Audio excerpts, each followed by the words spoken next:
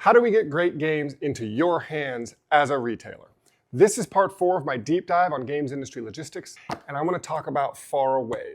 I'm sure I had heard about this game. I had gotten a solicitation either directly from the publisher or from distributors, but I get a lot of those, and I have to scan through them since I get so many, and maybe click on some things that look a little bit interesting. I may have clicked on this game and decided, it doesn't seem like it's anything unique or fun. I hadn't played it, of course, so I probably passed at some point in the last 4 to 6 months when I saw information about it.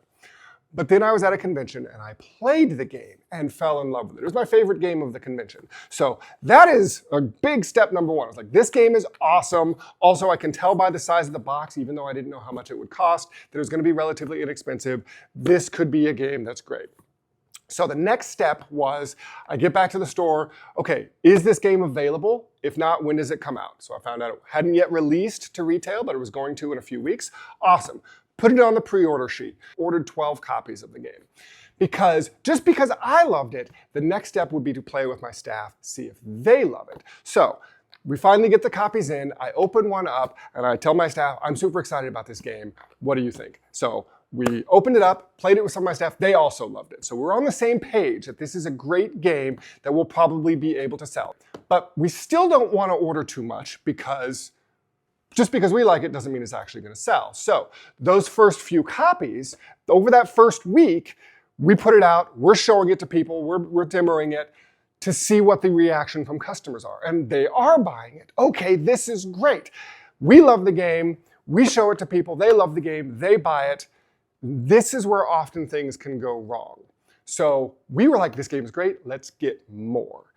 We were able to get more. Often at this point, the game's been out a week, and maybe the publisher is completely sold out already. They didn't make enough for the new demand, right? The demand that we didn't know existed until we actually got the game, put it in front of people, started selling it. So at that point, if we couldn't get more, game's probably dead to us. Not because we don't love the game, it's like, well, we need to move on to the next thing. And by the time it comes back out in 6 months, maybe we'll remember it, maybe we'll come back to it, but we'll probably have other cool, exciting things that we're focused on then. But because we could get more, I did get more. I got a bunch more because I'm like, now I know this is a safe bet. I've had a chance to have it in my store for a week or two, see what my customers think of it, see that it is a big seller and that we are comfortable moving it. So I could bring in a whole bunch more. And again, because I'm worried often that it will sell out, I ordered probably a 6-month supply, right? I'm like, let's just order a bunch of it because I know I'm not going to get stuck with it. It has proven itself to be a seller, so now I can order a bunch and we can make sure we have it. So that's the best case scenario for a game coming through distribution, through publishers to a retailer store. I'm not going to go deep. I'm not going to take a risk until I've had a chance to try it, have it on my store shelves. And if I do decide this is a great game, I need to still be able to get more right then so we can push it.